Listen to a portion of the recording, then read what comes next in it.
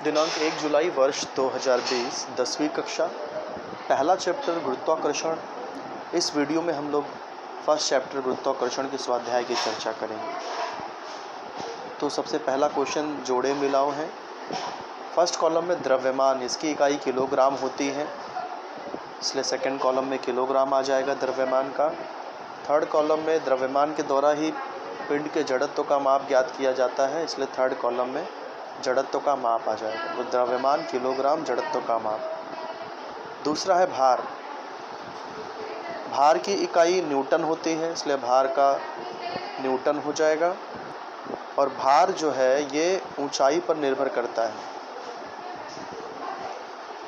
क्योंकि जैसे जैसे हम पृथ्वी के पृष्ठभाग से ऊपर बढ़ते हैं वैसे वैसे जी का मान कम होता जाता है और इसलिए भार भी कम होता जाता है। तो इसलिए भार ऊंचाई पर निर्भर करता है। गुरुत्वीय त्वरण। गुरुत्वीय त्वरण की इकाई होती है मीटर पर सेकंड स्क्वायर, इसलिए गुरुत्वीय त्वरण का सेकंड कॉलम में फर्स्ट वाला आ जाएगा, मीटर पर सेकंड स्क्वायर। गुरुत्वीय त्वरण जो होता है पृथ्वी के केंद्र के पास शून्य होता है, इसलिए थर्ड कॉलम में केंद्र के पास शून्य। चौथा है गुरुत्वीय स्थिरांक। गुरुत्वीय स्थिरांक की इकाई होती है न्यूटन मीटर स्क्वायर पर केजी स्क्वायर, इसलिए सेकंड कॉलम में गुरुत्वीय स्थिरांक का थर्ड वाला आएगा। और तीसरे कॉलम में जो गुरुत्वीय स्थिरांक होता है संपूर्ण विश्व में समान होता है, इसलिए थर्ड कॉलम में जो तीसरा जो वाक्य है वो उसका आंसर होगा। अब आ जाते हैं सेकंड क्वेश्चन पे। भार और द्रव्यमान में क्या अंतर है? किसी पिंड का पृथ्वी पर द्रव्यमान तथा भार मंगल ग्रह पर भी उतना ही होगा क्या, और क्यों, इसका स्पष्टीकरण भी देना है। तो देखिए टेक्स्ट बुक में आपके पेज नंबर 9 पे यदि हम आए तो इसका आंसर आपको मिल जाएगा। पेज नंबर 9 पे 12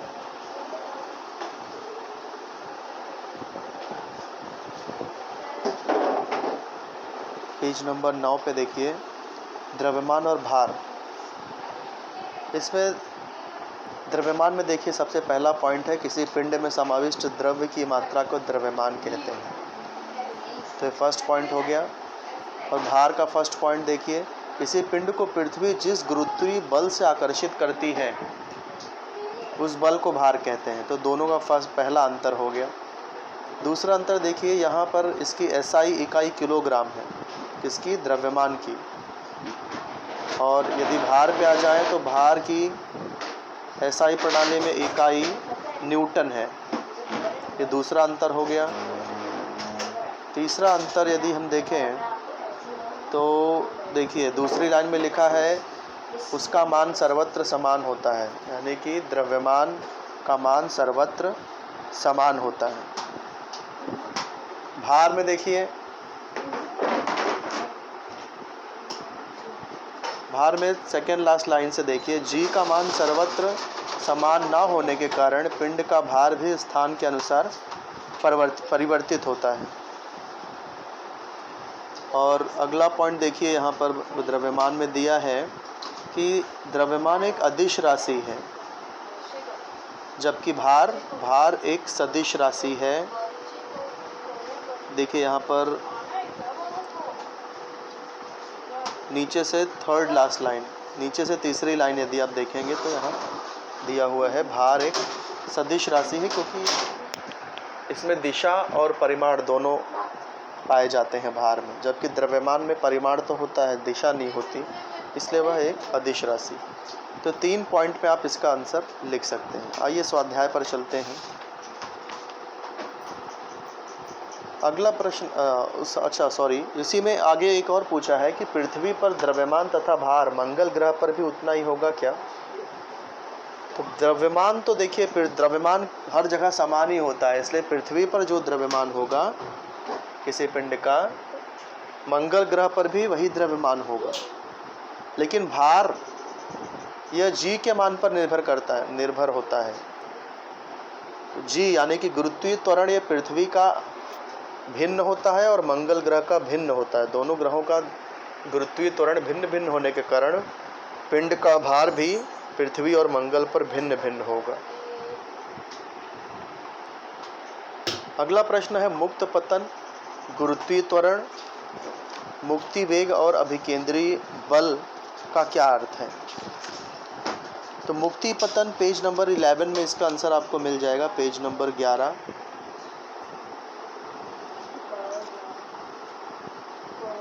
पेज नंबर 11 में देखिए मुक्त पतन की परिभाषा दी गई है। यहाँ हमें ज्ञात है वाले पैराग्राफ में आप चौथी लाइन पे आ जाइए। चौथी लाइन पे देखिए, जब कोई पिंड केवल गुरुत्वीय बल के प्रभाव के कारण गतिमान हो तो उस गति को मुक्त पतन कहते हैं। अब उसी में अगला है गुरुत्वीय त्वरण की परिभाषा, ये आपको पेज नंबर 8 पे मिलेगी। हम लोग अभी पेज 10 पे पहुँचे, पेज नंबर 8। पेज नंबर 8 पे गुरुत्वीय त्वरण की परिभाषा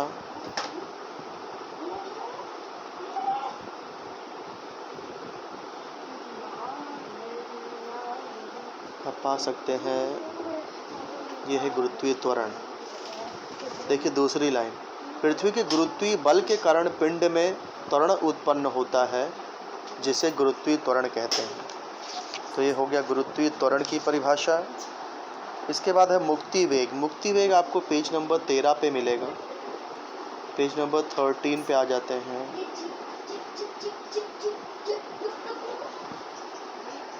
मुक्ति वेग की परिभाषा,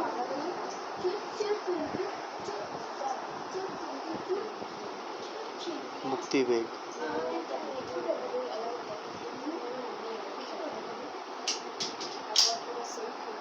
देखिए यहाँ पर प्रारंभिक वेग के उस मान को मुक्ति वेग कहते हैं जिस वेग से ऊपर फेंका गया पिंड पृथ्वी के गुरुत्वीय आकर्षण से मुक्ति पा सकता है। थोड़ा सा यहाँ सेंटेंस में चेंजेस करना है आपको। प्रारंभिक वेग के उस मान को मुक्ति वेग कहते हैं जिस वेग से ऊपर फेंका गया पिंड पृथ्वी के गुरुत्वीय आकर्षण से मुक्ति पा सकता है। इसके बाद है अभिकेंद्रीय बल। तो अभिकेंद्रीय बल की परिभाषा ये आपको पेज नंबर 2 पे मिलेगी। Page number 2।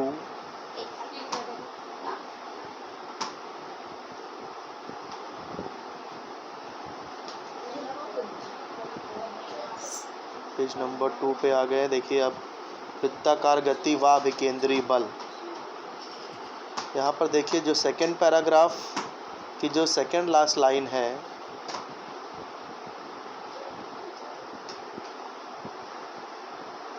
One two three four, चौथी लाइन, नीचे से चौथी लाइन देखिए। वृत्ताकार कक्ष में घूमने वाले किसी पिंड पर वृत्त के केंद्र की दिशा में बल प्रयुक्त होता है। इस बल को अभिकेंद्रीय बल कहते हैं। तो इस तरह से आपको इसके आंसर मिल जाएंगे। फिर से आ जाते हैं स्वाध्याय पर। स्वाध्याय में जो अगला प्रश्न है केपलर के 3 नियम।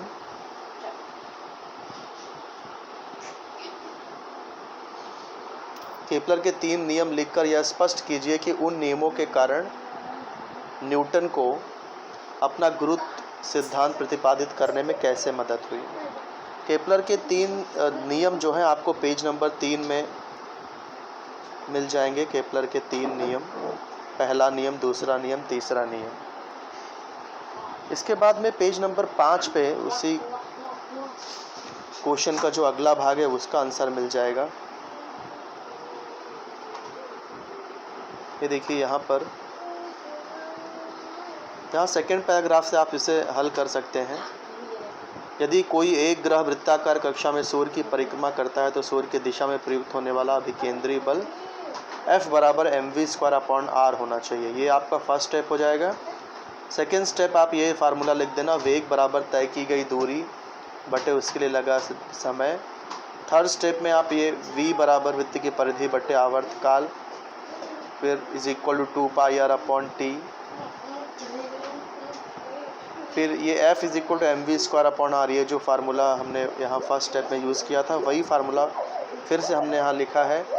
उसके बाद ये जो v का सूत्र हमने यहाँ निकाला था 2πr/t, यहाँ पर v का मान डाल दिया है और वर्ग करने पर और स्मॉल r के कैंसिल करने पर आपको ये आंसर मिल जाएगा। इसके बाद r² से गुणा किया गया है, r² से ऊपर गुणा करेंगे तो ऊपर देखिए r³ हो जाएगा और नीचे r²t² हो जाएगा।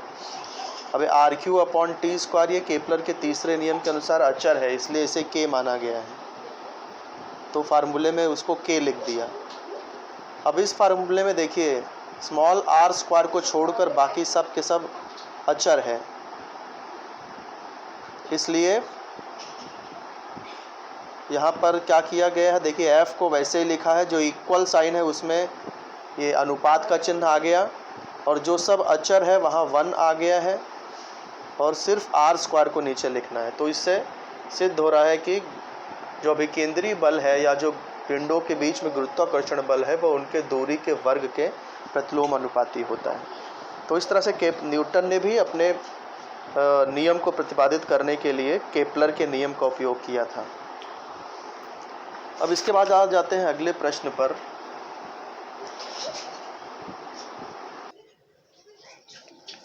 अगला प्रश्न जो है वो, अब यहाँ से जो प्रश्न है वो थोड़े से न्यूमेरिकल सम्स हो जाएंगे, तो इनको हल करने के लिए कुछ सूत्रों की आवश्यकता पड़ेगी। तो इस वीडियो में पहले मैं आपको समझा देता हूँ कि वे कौन से सूत्र हैं जो आपको याद रखने हैं, और कुछ सूत्र में याद रखने के आपको ट्रिक भी बता दे रहा हूँ। उसके बाद हम इसको कंटिन्यू करेंगे कि कैसे करना है। देखिए, सबसे पहले तो गति संबंधी 3 सूत्र हैं वो आपको याद रखने हैं। पहला है v is equal to u plus at। दूसरा सूत्र है s is equal to ut plus half at²। तीसरा सूत्र है v² बराबर u² प्लस 2as। यहाँ पर ये सूत्र कैसे याद रखना है मैं आपको उसका एक ट्रिक दूंगा। इसके पहले आप समझ लीजिए कि कहाँ पे इन शब्दों के अर्थ क्या होते हैं। यहाँ पर v का मतलब होता है अंतिम वेग, अंतिम वेग। और ये अंतिम वेग याद रखना, जब कोई चीज़ हम ऊपर की तरफ फेंकते हैं तो वहाँ पर अंतिम वेग हमेशा 0 होता है, और जो आरंभिक वेग होता है, जो शुरू का जो प्रारंभिक वेग होगा वो तो u होगा, और जो अंतिम वेग जिसे v कहा जाता है वो हमेशा 0 होगा। u का मतलब होता है आरंभिक वेग, आरंभिक वेग या प्रारंभिक वेग। अब इसमें याद रखना, जब कोई चीज़ ऊपर से नीचे की ओर गिर रही है, जैसे हमने किसी चीज़ को उछाला, उछालने पर क्या होता है कि ऊपर जाने पर धीरे धीरे वो उसका वेग धीमे होते जाता है और वो शून्य हो जाता है, और जब नीचे आने लगती है तो उसका वेग देखिए पहले तो शून्य होता है नीचे गिरते समय, लेकिन जो अंतिम वेग होता है वो वेग बहुत तीव्र होता है, अधिक होता है। जैसे उस जमीन को टच करने से पहले उसका वेग सबसे अधिक होता है, तो प्रारंभिक अंतिम वेग v होगा। ये आपको याद रखना है। ऊपर जाते समय ये जो u है यानी कि प्रारंभिक वेग है वो तो सबसे अधिक होगा, इसलिए u लिखेंगे, लेकिन ऊपर जाते जाते वो रुक जाती है, इसलिए अंतिम वेग वहाँ पर 0 होगा। ऊपर पहुँचने के बाद जब वो नीचे आना शुरू करती है तो प्रारंभ में तो वेग 0 रहता है, u 0 होता है, लेकिन नीचे पहुँचते समय उसका वेग सर्वाधिक हो जाता है। तो v और u का मतलब बता दिया। अब मैं आपको बताऊंगा a का क्या मतलब होता है। देखिए, a का मतलब होता है त्वरण,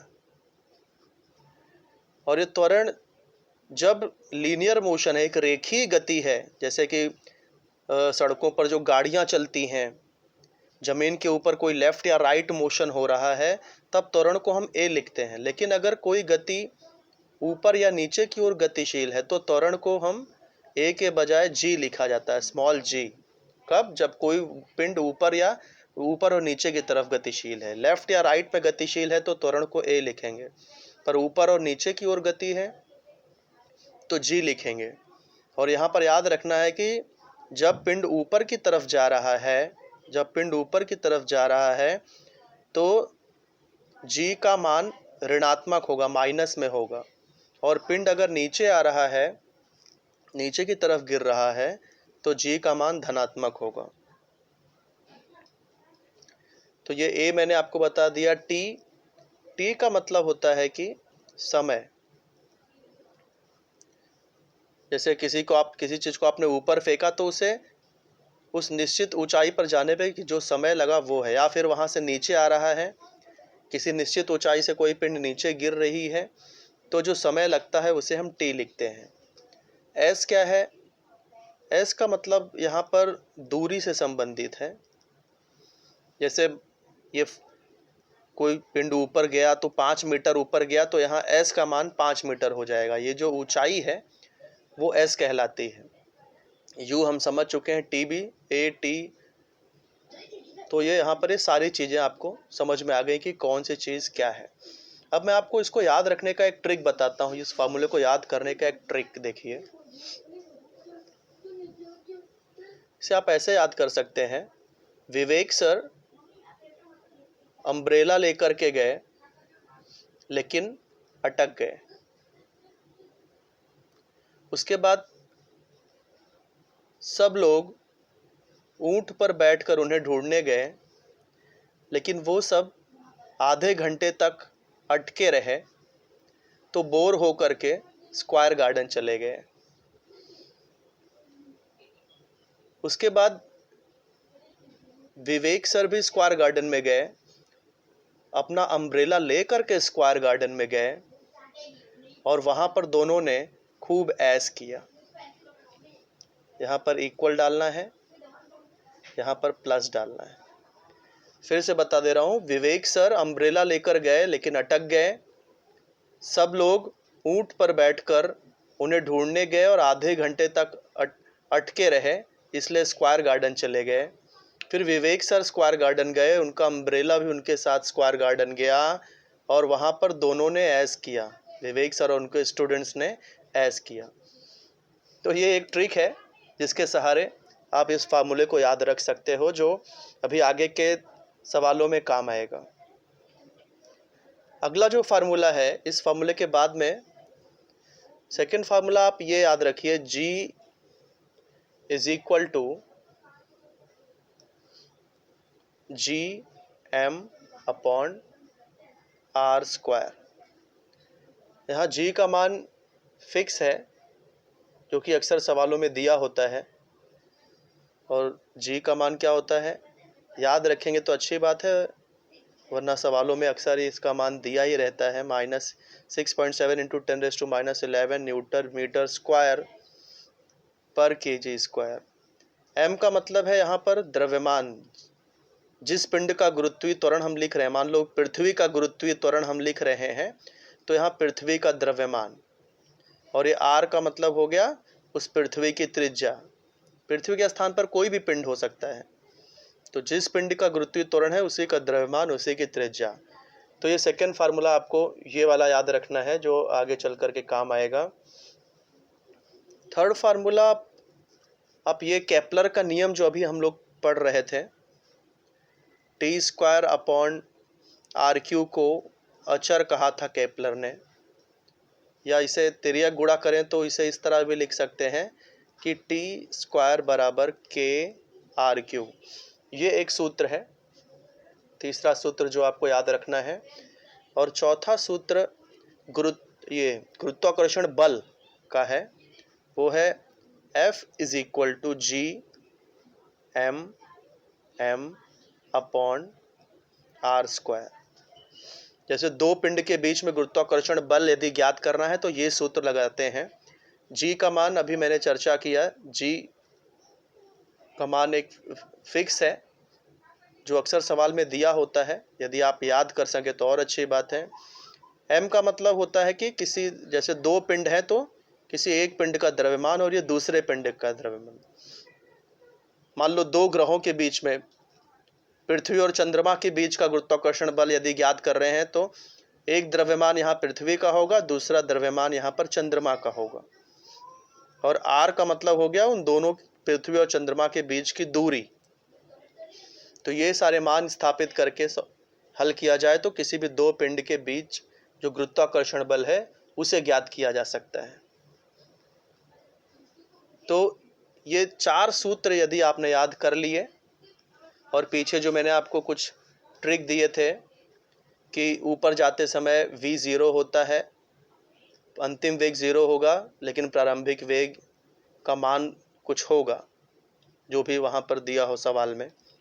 और नीचे आते समय तो जो प्रारंभिक वेग है स्मॉल u वो 0 होगा, जबकि अंतिम वेग जो भी दिया होगा वो होगा। फिर ऊपर जाते समय g का मान हमेशा माइनस में होगा, नीचे आते समय g का मान हमेशा प्लस में होगा। तो इतनी बातें आप ध्यान में रखेंगे तो आगे की चर्चा हो पाएगी, और मैं उसे अगले वीडियो में शेयर करूंगा। तब तक आप इतने उत्तर लिख करके रखिए, और इसके बाद नेक्स्ट वीडियो में मैं आगे के सवाल की चर्चा करूंगा। ये सूत्र भी आप लिख करके और याद करके रखिएगा, और जिन प्रश्नों की मैंने चर्चा की उसके उत्तर भी लिख करके रखिएगा। धन्यवाद।